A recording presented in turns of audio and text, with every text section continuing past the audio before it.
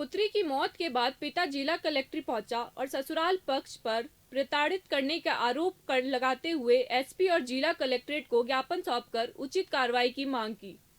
ज्ञापन सौंपने आए पिता का कहना है कि उनकी बेटी अंकुर चौहान की शादी सलूम्बर निवासी सुरेंद्र सिंह सारंग देवोस से 2013 में करवाई थी।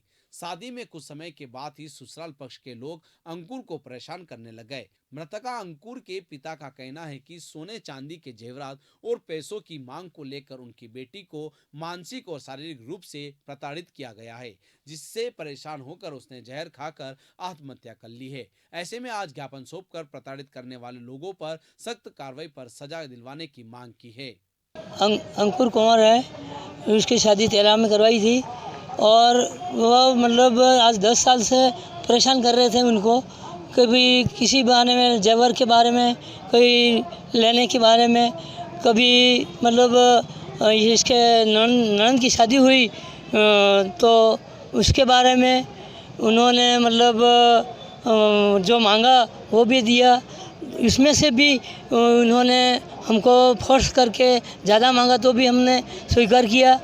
और जब जब इसका नंदोई बैरसा से प्रेमजीत आता था उसी समय मतलब झगड़ा होता था। उसी वजह से मतलब मेरे लड़की का मतलब डेथ हुई। उस मामला ये है कि हमारी बच्ची है, मतलब ये दादी है मेरे, इनकी बच्ची है, मेरी भतीजी है और उसकी शादी वहाँ वासा गांव सलूम्बर बेल्ट में करा रखी थी और काफ़ी टाइम से मतलब 10 साल हो गए इस बच्ची को शादी किए हुए।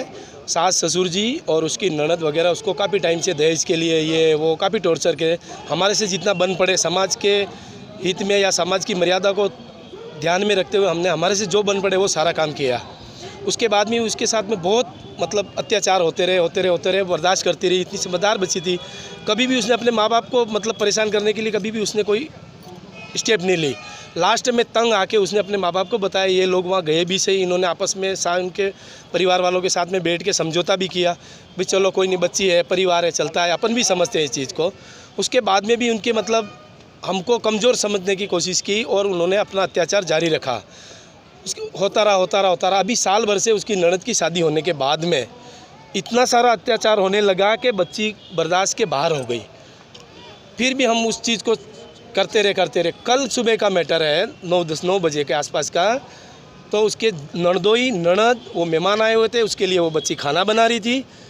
खाना बनाते उसके पियर से उसके भाई का 3 बार फ़ोन आया तो भी बच्ची ने फ़ोन नहीं उठाया, कारण कि डिस्टर्ब होंगी, बाद में कर लूँगी।